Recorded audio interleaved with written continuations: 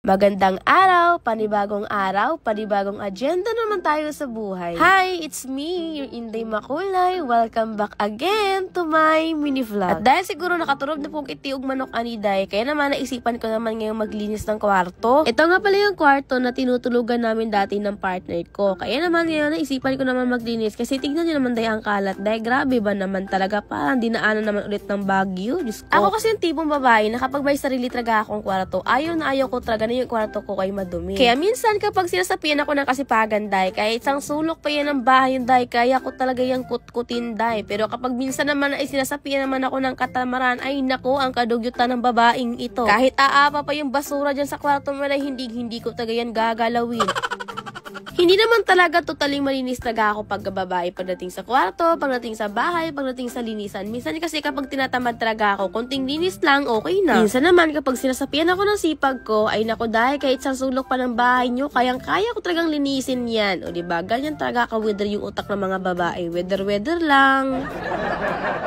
At habang nasa kalagitnaan ako ng paglilinis, ay biglang pumasok nga tong isa. Siguro nakakaramdam na to siya, kaya sinabi niya sa akin na gusto daw niya akong tulungan. Eh de mabuti kung tumulong siya, kaysa naman tumingin siya, diba? Marami nga pala nagtatanong sa akin kung bakit daw bigla ako nawala sa vlog. At bakit daw nang pagbalik ko sa vlog, iba na daw yung nakakasama ko. Oh, yan daman dunggan, kaya mag-istorya na ta. Char.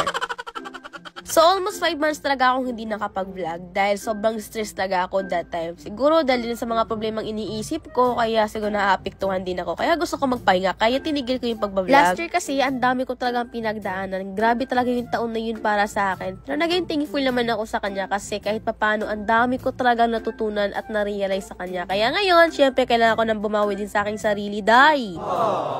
Yung jowa ko naman, wala lang. Bigla na siyang dumating sa buhay ko. Wow! Aba, Diyos ko, dahil hindi natin pwedeng sabihin dito lahat ng pangyayari dahil sa buhay natin. Baka naman lahat ng mga katanungan ng chismosa ay masasagot na natin. Ay, hindi pwede yun, uy.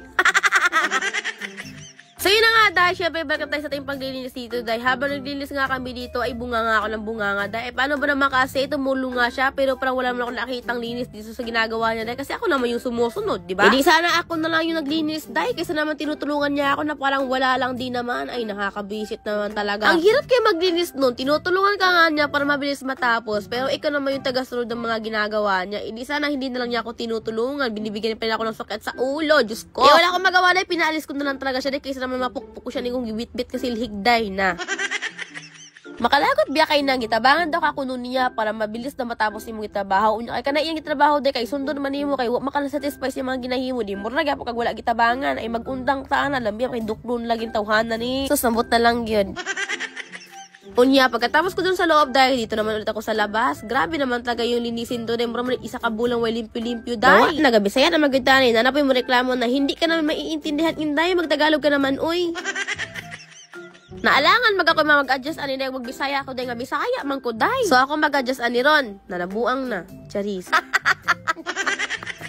Baka sabihin yun, napakamaldita kong tao ha, joke lang yun. Pero totoo yun.